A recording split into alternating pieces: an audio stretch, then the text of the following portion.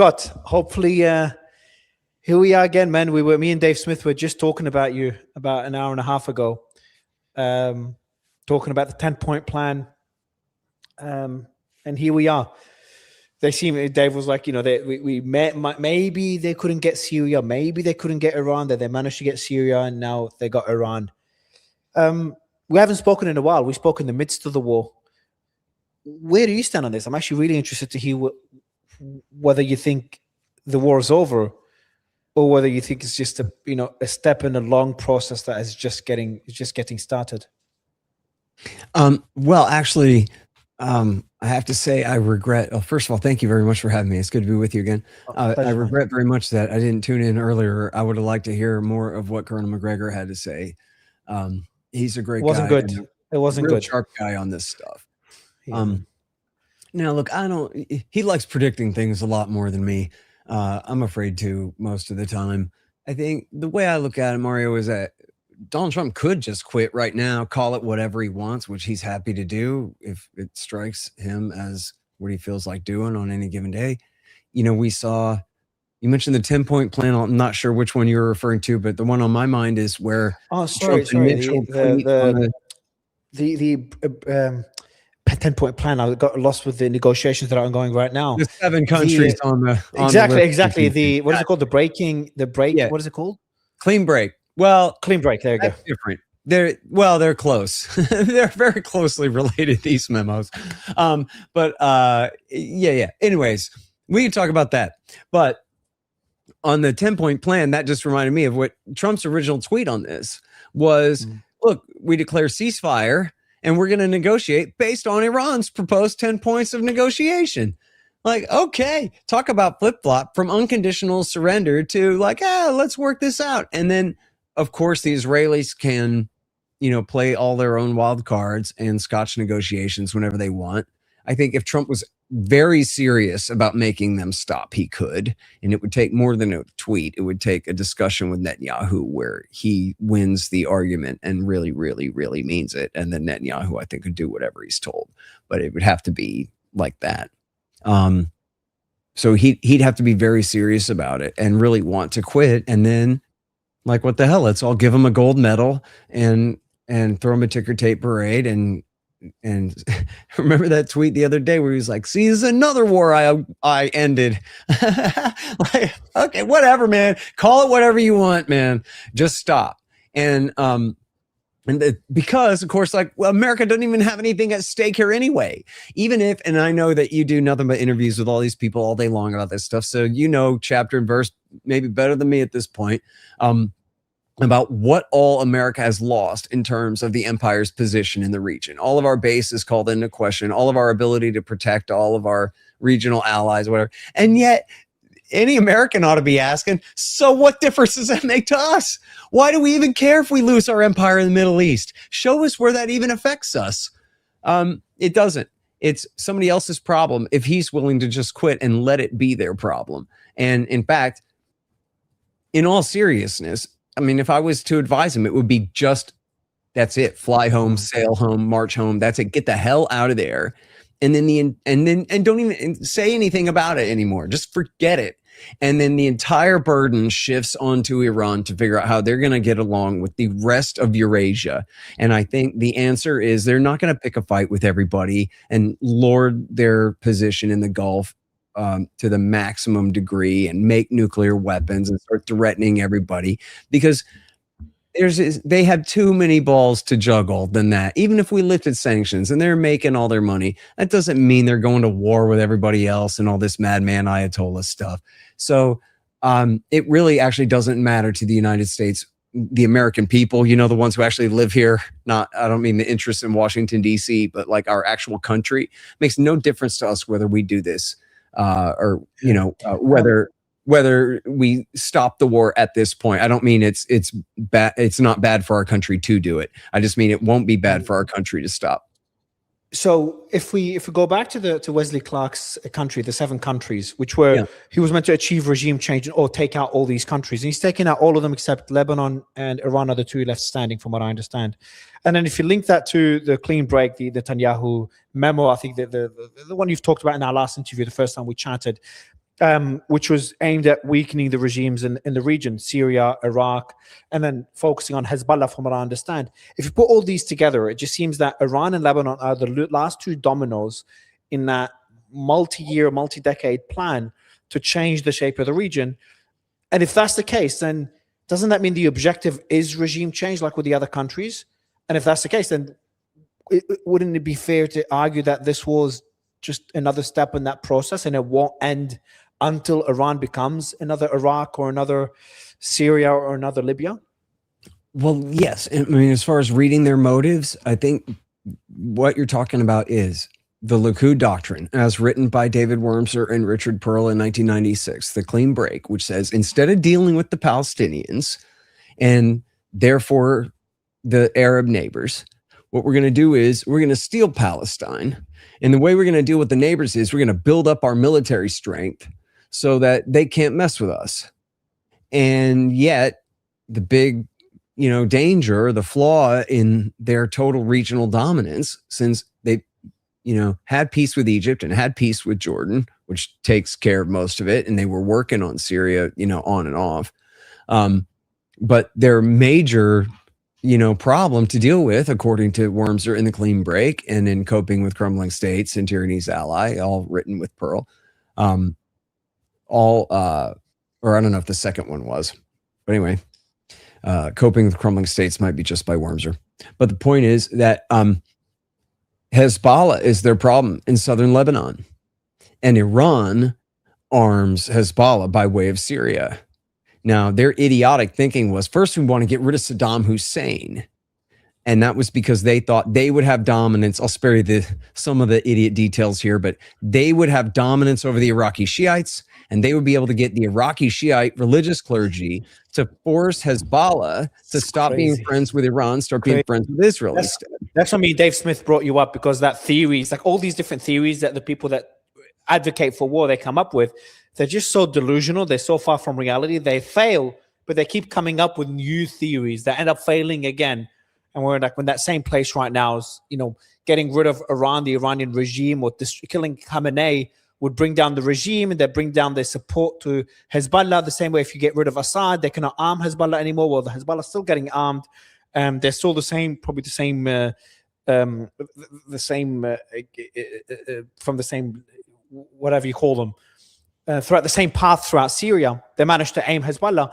And getting rid of Khamenei, just replacing with Khamenei with the same regime still in power in Iran. It's like everything they've recommended doesn't work, but they recommend a new crazy idea. Yeah.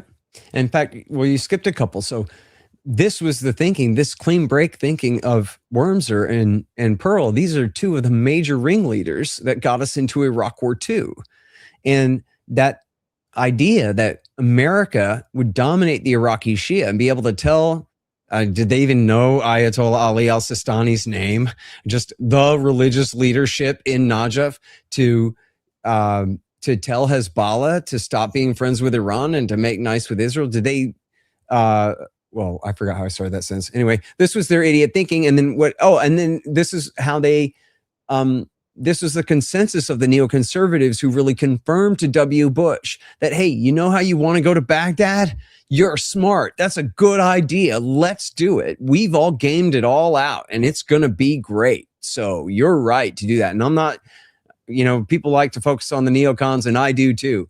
And then others like to cry that I'm denying the agency of the Principals Committee who decided to do that war. I certainly am not, but I'm saying the reason that W. Bush, one of the major reasons he did it was because all the eggheads said, oh, we've studied this, sir, and it's going to be awesome. And this is what they were thinking. This is what they were talking about. And then what happened in the war, and I mean, Wormser worked for Cheney all during that time. What happened in that war was they empowered Iran's very best friends from the Dawa Party and the Supreme Islamic Council, and ultimately Sadr as well. But the United Iraqi Alliance that wrote the Constitution and won the elections of 2005 and took over the country and won the Civil War with the American Army and Marine Corps' help. They were all, I don't want to say like just sock puppets, but they're very close to Tehran. And in fact, they've been living in Iran for 20 years. They had chosen Dawa and Skiri had chosen Iran's side in the Iran-Iraq War in 1980. Yeah. And so here they were 20 years later. W. Bush took them all the way to Baghdad and increased Iran's power in the region by 1 million times, man, however you want to measure it, beyond anyone's imagination. So then, Mario, that's why Obama backed al-Qaeda in Syria and backed them so damn bad with the help of Israel directly and Turkey, Saudi, Qatar, the rest. Why did they do it? They did it because they were mad at the Shiites for winning Iraq War II. So now they wanted to take Damascus away from them. And because the Alawites, the Ba'athist regime in Damascus, they're very close to the Shiites, somewhat of a breakoff group of the Shiites and allies with Iran and Hezbollah. So if we just put them up 2 pegs in Baghdad, now we got to take them down a peg in Damascus. But then that didn't work. Remember what happened? Instead of ISIS sacking Damascus, ISIS sacked all of Western Iraq and created the Islamic State Caliphate.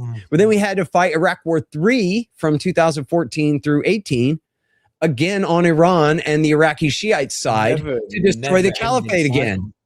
Yeah, they suck at this, man. They're really bad at this. Now, but wait a minute. So let me wrap this up. Let me, as you wrap it up, just so you know, Israel, according to Al Jazeera, Israel is preparing to announce the failure of negotiations with Iran that just came in, according to Al Jazeera. Well, I don't think they were invited. We'll see how that goes, but yeah, I'm not betting on them, but okay, so now look, after October 7th, then Israel decided, okay, this is their chance. And they, of course, rained absolute holy hell on the people of the Palestinian people of the Gaza Strip. But they did not succeed really in destroying Hamas, although I think everybody could agree that they set them back a hell of a lot. I mean, they killed, many, many tens of thousands of civilians, but they killed a hell of a lot of fighters too. And then the same with Hezbollah, although I think we've seen they kind of overestimated how badly they had hurt Hezbollah during that war. Now they're I overestimated how damaged Hezbollah was. I thought Hezbollah was almost completely eradicated as a military wing. And look at them now. Well, yeah, I would have never gone that far, but it was obvious. I mean, they did kill their very crucial, charismatic leader, Hassan Nasrallah, and they took out a lot of middle management and fighters with the pager attack. And they had, of course, done a lot of airstrikes. So I think we can all agree they had been weakened. And then they helped at the end of 24. Netanyahu and Joe Biden took credit as al-Qaeda, right? Like 4 clicks more, well, hell, at least 3 clicks more radical than Hamas, broke out and did their own October 7th and broke out of their Gaza Strip up there in the Idlib province and sacked Damascus. And American Israel celebrated it as al-Qaeda drove the secular Ba'athist regime out of power there. And that was a major win. So look, they weakened Hamas, they weakened Hezbollah, they got the hell rid of Assad. And so at that point, everything's coming up Netanyahu, man. We're on a roll. Don't stop me now. Let's go ahead and get him while it's good. And then, as we all know, he just told Trump the same thing Trump repeats, right? Only you are tough and strong and wise and brave enough to do what must be done. George W. Bush wasn't man enough to do it. Obama wasn't man enough to do it, but you are, because you're so brave and strong and you're such a great leader. You're like Abraham Lincoln. Hell, you're like Abraham. You're so important and crucial and handsome and tall. And then he was like, okay, you're right. Let's do it. The red line is enrichment at all if Israel says so. And, and then that was it. But as everyone can see, they just, it really backfired on the level so far, at least. We don't know how bad it's going to go. I think it'll only get worse, but this is already, Mario, I think, equivalent to George W. Bush's invasion of Iraq in 2003, in terms of increasing Iranian power and influence in the region. And, Obama did drive Assad into Iran's arms, and that did last for 15 years. But then they lost anyway, ultimately there. But in terms of their influence in the Gulf, I mean, it's hard to even assess, right? But like, put yourself in the shoes of well, hell, you're there in the UAE, so maybe you can better inform me. But I'm putting myself in the shoes of every sultan and emir and king and el presidente and potentate over there, and I'm saying, you know what? I don't think I can believe that the United States of America can't protect me. So it looks like I better make a deal with the dominant force in the region. It's called the Persian Gulf for a reason, after all, you know? So putting all these pieces together, again, no one covers this like you and has covered this for as long as you have. So putting all these pieces together, because you look at it from a lens, not, you know, we look at it, what happened last month, what Trump said yesterday. You look at it from like what happened in the last few years and decades. So with your lens, what would you expect to happen next? Oh man, I don't know. I know you hate I know you hate doing it, but I really want to press you for it because I think your predictions, considering how rare you make them, and I know you'll change them as new information comes out. Yeah. But what wouldn't surprise you if it happens? If that's a better way to word it. Well, listen, I mean, I wouldn't dispute what the colonel was saying there. That prepare for things to get worse because Trump's painted himself into this idiot corner. I mean, I guess my kind of rote answer that I've been telling people is like, man, if only we could just call a no confidence vote and elect a new prime minister who didn't do it and let him figure out how to solve this. But instead, we're stuck with this same guy who... A new prime minister, you're talking about Netanyahu? Him too. But I mean Donald Trump, right? Like in the United States, the guy who called the shot is the same guy who essentially is maybe doing a lot of work here, but essentially can't end the war without admitting that he lost it, without just completely climbing down. I thought you were saying Netanyahu because you said elect a new prime minister, so I got a bit confused. No, but that's what I mean. That's what I mean, because we don't have a prime minister here. We have this idiot Article 2 that says that this guy can stay president even after he lies us in a war and loses it. This is the story of my life, man. It's happened over and over and over again since I was a teenager. They just lie us in a war, and then they still get to sit there and keep taxing me. It drives me crazy. That's how they do it. And so, but my point being, right, that like, if you could just, you know, magic wish and just have someone else sitting there who wasn't the one who started this war, then that person could easily end it. Because the whole thing is stupid and there are no real crucial American interests at stake, only imperial interests, but none that truly affect the American people. So we would all just be so much better off if we just cut and ran and said, forget it. And like, fine, don't even say sorry, but be sorry, but why not do this? Everyone says that's the best option. Everyone that has America's interests at heart and understands what's happening says that.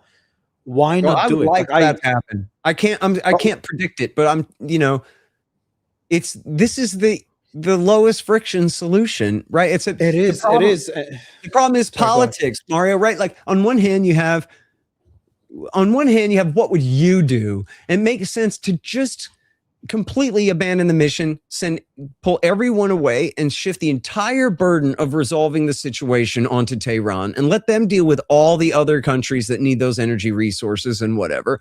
And then the burden will be on them. They're not going to just whatever. I would place bets that it'd be fine. And yet to do that though is to cross, that's serving the interests of the American people. That is to really cross powerful interests, especially the Israelis, but the entire war machine too. You know, they don't want to come over in the Middle East. The Pentagon is the empire, right? We don't have colonies of like where we transplant the people of Arkansas to go and be the dominant ethnic group in like India or Mesopotamia or whatever. The empire is basically served as from weapons transfers from the American taxpayer to the Pentagon, right? Like that's what it is. We buy weapons for them. And it's a huge part of things. So if you want to start pivoting home, then you're going to set off alarm bells everywhere as far as every entrenched power, in the Pentagon itself. And then of course, all of the contractors and arms merchants who serve them. What would it take for Israel to change their foreign policy? Their approach to the region? Look, I don't really know a whole lot about like public sentiment and politics in Israel. It's not good. It's not good. It seems, pretty dismal, right? There's some liberals in Tel Aviv who are probably the best you're going to get. But like, I even saw where the libertarians there's like even an official libertarian party, and they're complete lunatic, genocidal maniacs, right? So I forgot the exact quote, but it was really bad stuff. So I think that I don't know, man. I don't. Well, okay, no, I do know. The answer is the American government, at the absolute insistence of the American people, would have to cut them off, and they would have to pay their own way in the world. They'd have to figure out their own way to somehow veto UN Security Council resolutions condemning their illegal behavior and respect the property rights of the Palestinians who they slaughter and steal from. And look, I mean, even the entire basis of the clean break, the entire thing is dependent on the United States helping them do all this stuff. Netanyahu's Israel in 1996 and 1997 had no ability to do a regime change in Baghdad. It was all about what to get America to do. And same with, as it was in a debate with me on the Piers Morgan show, where Wesley Clark admitted that the clean break was resurrected as that 7-country memo, like that's essentially confirming that's the same thinking by the same very small group of men, the neoconservatives. And I've heard people say, I think maybe this came up in one of Dave Smith's debates with Coleman, I believe is his name. They're like, oh yeah, but no, Rumsfeld notoriously sent memos every day about everything. They were called snowflakes, and they would just flutter around the Pentagon, and people eventually learned to stop paying any attention to them. I know all about that. I've read plenty of books about what was going on at that time. And that's true, that there were these things called snowflakes where Rumsfeld would just muse something and say, jot that down and tell somebody I said do it, and then whatever. But there's no reason in the world to think that the memo that the guy was addressing to Wesley Clark was just another one of those silly little old things. The point is, and we know they did not do 7 countries in 5 years. They couldn't. But the point is that it's like it's arguing kind of around the point. The point is, on Donald Rumsfeld's staff were Paul Wolfowitz and Douglas Feith and Bill Luty and Abram Shulsky and all these neoconservatives, and Richard Pearl sat on was the chair of the Defense Policy Board, and David Wormser, of course, was running around from defense to state to the vice president's office, and you had this whole group of guys at the Pentagon, and this is what they were talking, and in the vice president's office and National Security Council especially, and this is what they were talking about, was we're going to do Israel's entire laundry list of countries. And you know what, man? I don't know if anybody has this, but I'll bring it up because I know this is true, dude. I saw it, and it was some 9/11 truthers who had it. And like, I don't necessarily have to follow their conclusions on that, but I saw the video. There is video out there of the afternoon of September 11th. Ehud Barak was in London on the BBC. And he said, well, it's clear. It's time to launch the war on terrorism. And then we'll have to do Hezbollah and Iraq and Assad and Gaddafi and whatever. And he goes down the whole list. This is the war on terrorism begins now. Before W. Bush even had a chance to declare war against fear or whatever it was from the Oval Office that night. Ehud Barak was already on the case. And he's Labor, right? Jeffrey Epstein's buddy. He's not even the Likud, who we think of as, I think correctly, as more nationalist and militant than the so-called Labor left under Ehud Barak at that time. He was their last major leader that they had. They hardly exist anymore at all now. But so, and look, I mean, it was in the air at the time, man. You know, the Council on Foreign Relations had the Gary Hart Commission on shouldn't we create a Department of Homeland Security because of the threat of bin Ladenite terrorism. Like, everybody knew it's the war on terrorism era is coming. And Bill Clinton was sort of kind of getting it going, but we needed a new century to come and a new presidency. And I'm not, man, I'm only 1%. Okay, I'm like 7% truther or whatever. Like, it was Al Qaeda that did it. Obviously, Saudi helped them do it. I don't know if the Americans really were in on that or not. I know a lot of people believe a lot of things about it, but they sure exploited it to get away with exactly. The same as October 7th. Like, I was having a discussion with a great journalist. You should meet him. He was on Tucker a couple of weeks ago. Ari something. I forgot his name. And, he was very objective and analytical about everything. Very knowledgeable. I enjoyed the conversation. I wanted to understand October 7th, the whole stand down orders, etc. And from what I understand is that these things happen. They're not planned by Israel and Netanyahu. It takes a lot to plan those things. Obviously, we don't know for sure. But it's more about taking advantage of the situation, exploiting the situation to achieve certain objectives. So, for example, Hezbollah did attack Israel, and Israel's exploiting the attacks to justify another goal they have, another objective they have when it comes to Lebanon, which includes potentially annexing Lebanese territory, which now I'm more worried about that now than I was before. It's like my biggest worry, though, is what would it take, Scott? Because you said something earlier that is true. It's like, for Israel to change, we can't expect Israel itself to change. It's more the US forcing Israel to look at things differently by not offering it that impunity, that unconditional support. So what would it take for the US administration to change their approach to Israel and put America's interests above Israel's? Is it maybe happening now? Could it happen right now? Trump is ticked off by this war, how he's stuck in a war that he shouldn't be in, that Mossad and maybe Netanyahu convinced him or tricked him into getting into, and he could flip on them. Isn't that possible? I seem to be the only one saying that. No one agreed with me, but I'm being hopeful. But like, it just makes sense as well. Like, if I was Trump, I'd be fuming at Israel. I don't care if I have my donors. I'm already can't run again.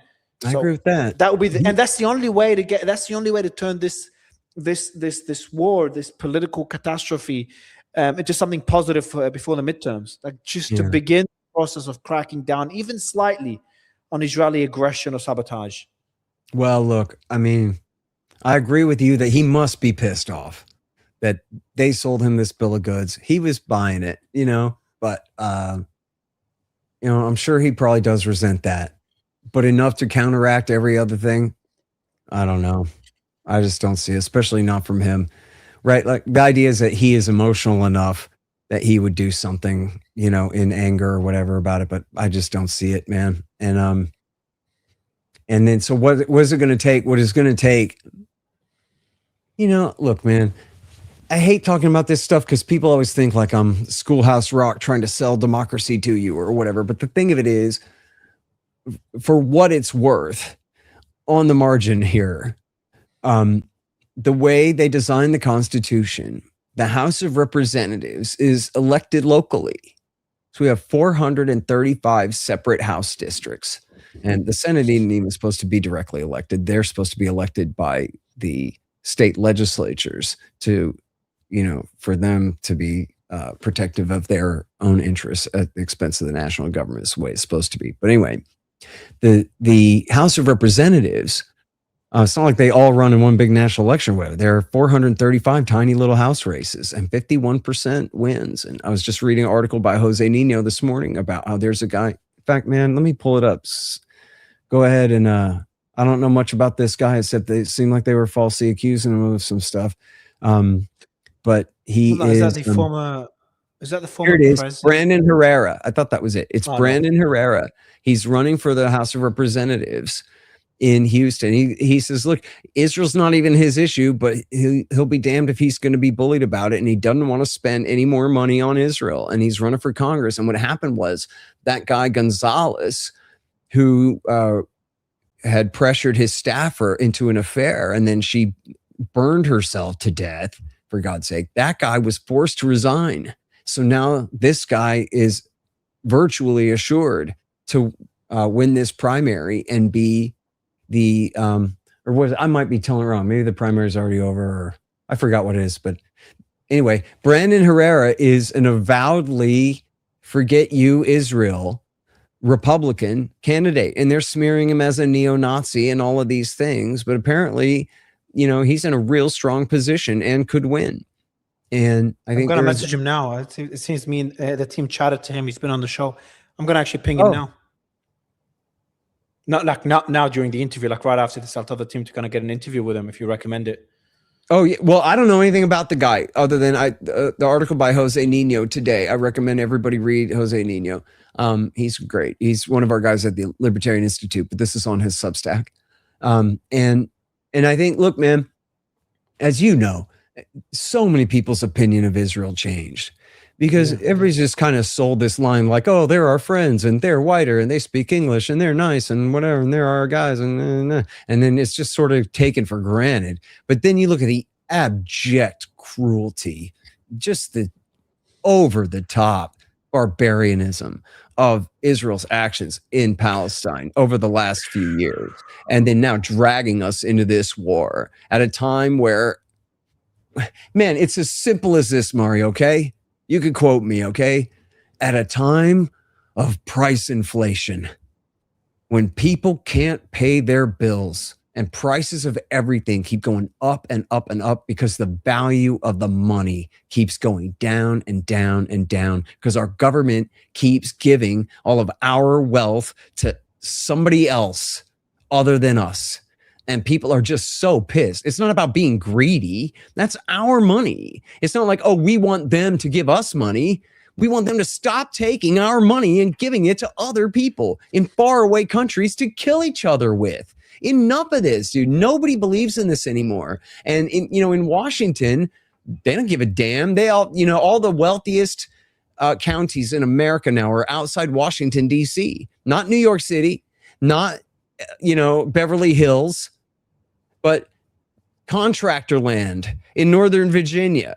These are the people who are making most of the money. They're just looting the treasury. It doesn't bother them at all, but the rest of the American people are absolutely sick of it. And if you change the word Israel to any other country, whether it's Ukraine or, the pseudo nation of Taiwan or anybody else, the American people want to spend more hundreds of billions of dollars on other people's conflicts. The consensus is no.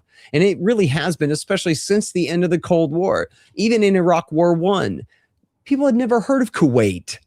We're going to fight a war to restore His Royal Highness Al Jaber to the throne? Are you kidding me? Nobody cared about that. They didn't support that war until the focus groups figured out that if you tell them Saddam's going to nuke them in their jammies, then they'll support a war. And that's the only way they can get the American people to get behind any of this stuff is, oh, they're going to threaten you with nuclear weapons. Oh, the weapons of mass destruction. Without that, the American people would rather just leave the world alone. They have to constantly badger us with this propaganda.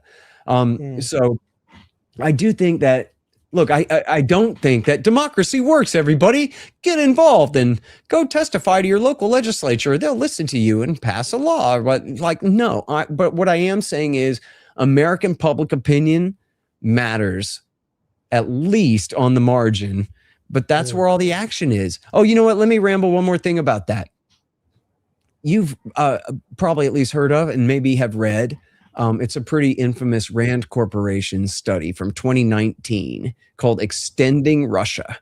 And it's where, by that, they mean overextending Russia. By that, they mean provoking Russia into overextending itself. That's what they're saying with that, right? So that, and then all the sections in there are, what can we do to force the Russians to have to expand their commitments?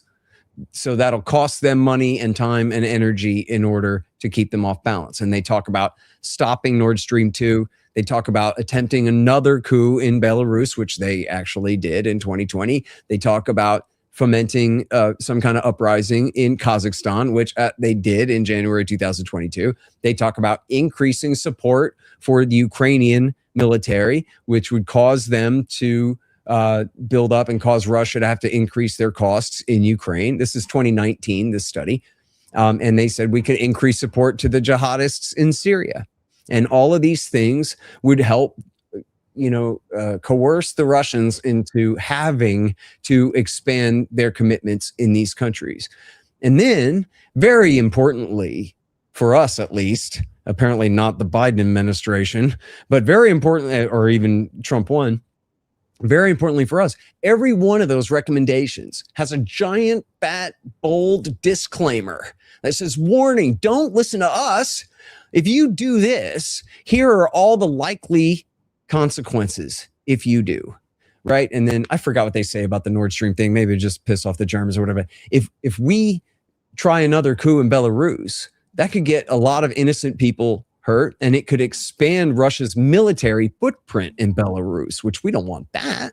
So that would be counterproductive. We could pour a bunch of weapons into Ukraine, and that might, increase Russian costs. but they might actually, forgive me, but they might actually invade the country and destroy it and cost and cause a major war and cost us tens of billions of dollars too. We don't want that. And then, geez, we could increase support for the jihadists, but then they could take over Syria. And are we sure we want that? Oh, and I'm sorry, I'm off on a tangent. I just want people to read that dang study. But here's the point that I was going to say was all throughout that study also, Mario, it says, but you know what? If we do this, the German people are going to be really upset. The polls say that the Germans won't stand for it, or the French on this issue, they're very against this. Or the American people have said repeatedly in polls that they'll support this, but they won't support that. And I have to tell you, when I read that part of that report, I was actually surprised and impressed that, in fact, I maybe even think that they were being naive, that it matters what the American people think or not. Maybe they were. But at least at the Rand Corporation, which was created by the Pentagon, it's, you know, directly connected to the Pentagon, even though it's out in California. They put it there so it'd be a little separate from the pressures of the East Coast, but would study the exact same type topics and stuff. From their point of view, public opinion in these Western democracies matters. If the American people won't stand for it, they won't stand for it. The problem is building that consensus and getting people to stand firm. You know, like on Afghanistan, I joked in my first book that Afghanistan is the least popular and least opposed war in American history, right? People would not support it, but they didn't give a damn about it. It went on for 20 years, and in public opinion polls, they would ask the open-ended question, what are your top concerns for America? And they'd have like the top 30 answers, and Afghanistan wouldn't even be on there anywhere. Even though nobody supported the war, nobody thought it was an emergency, you know? So that's the problem of being the indifference. Indifference allows them, it gives them the ability to do what they're doing. People don't have to approve of a war. They just have to not care about it. Obviously, this Iran war is very different. People do give a shit because it's impacting their bank accounts. Oh man, I'm sorry. I know you do. I know. Was calling me on exactly because I'm late. Exactly. My team is like, he's 7 minutes late. I'm like, guys, I can't interrupt him. Scott, oh my God. Pleasure to have you. All right, jump on, man. I'm Jump on. so happy to be here with you again, dude. Thank you. All good, brother.